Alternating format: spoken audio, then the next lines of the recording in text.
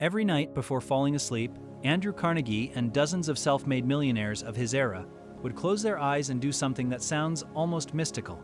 They'd visualize money flowing toward them, imagine deals closing successfully, and picture themselves as wealthy beyond measure. But here's the thing, this wasn't some new age fantasy or wishful thinking.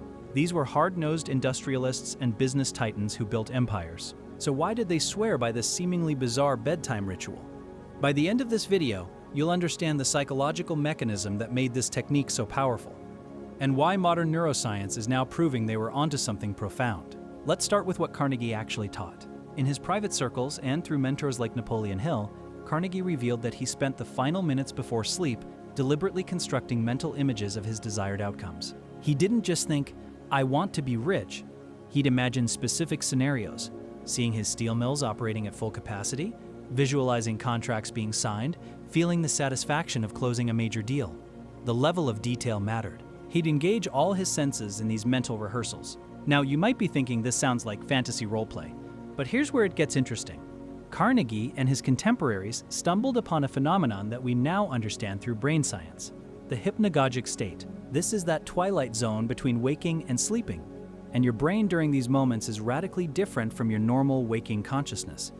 In the hypnagogic state, your prefrontal cortex, the part of your brain responsible for critical thinking and self-doubt, starts powering down. Meanwhile, your subconscious mind becomes incredibly receptive. It's like programming a computer when its defenses are offline. Whatever you feed into your mind during these final conscious moments gets processed without the usual filters and objections.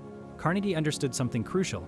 Your subconscious mind doesn't distinguish between vividly imagined experiences and real ones. When you repeatedly visualize success as you drift off to sleep, you're essentially training your brain to recognize opportunities and pathways toward that success when you're awake. You're creating neural pathways.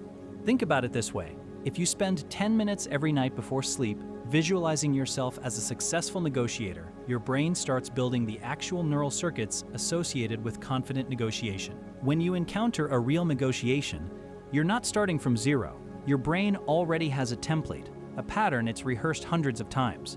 But there's another layer to this that makes the bedtime timing specifically powerful. And that's not even the craziest part. We'll get to that in a moment.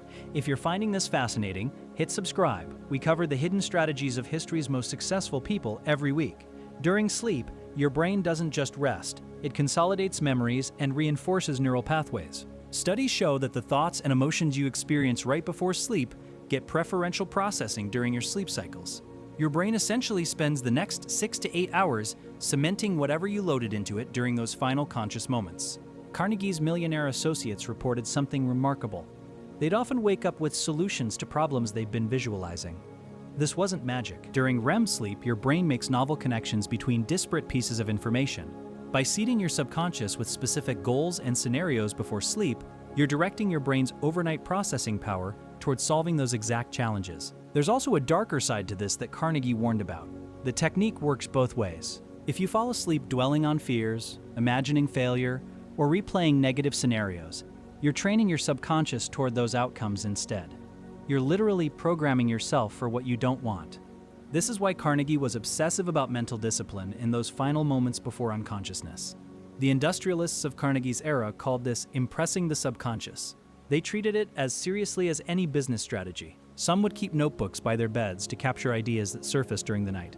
Others developed elaborate visualization protocols, spending 15 to 20 minutes in detailed mental rehearsal before allowing themselves to sleep. Here's what modern research has added to this century-old technique. We now know that visualization is most effective when it includes overcoming obstacles, not just imagining smooth success. Carnegie's approach naturally incorporated this. He didn't just picture wealth appearing magically, he visualized himself solving problems, navigating challenges, and persisting through difficulties. This realistic mental rehearsal prepared him for actual obstacles. Neuroscientists have discovered that mental practice activates similar brain regions as physical practice.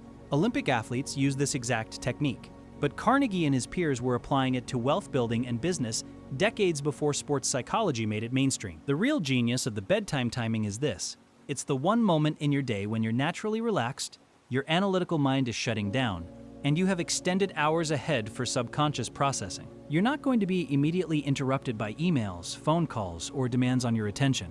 It's the perfect window for deep programming. So those millionaires weren't engaging in magical thinking. They were hacking their own neurology. They discovered through trial and error what science would later confirm: that the border between waking and sleep is a doorway to reprogramming your automatic behaviors, beliefs, and opportunity recognition systems. Every night, they were literally reshaping their brains to become the people who would naturally create and attract wealth. The question isn't whether this technique works. The evidence from both historical success stories and modern neuroscience is overwhelming. The real question is, what are you programming into your subconscious during those final moments before you drift off tonight?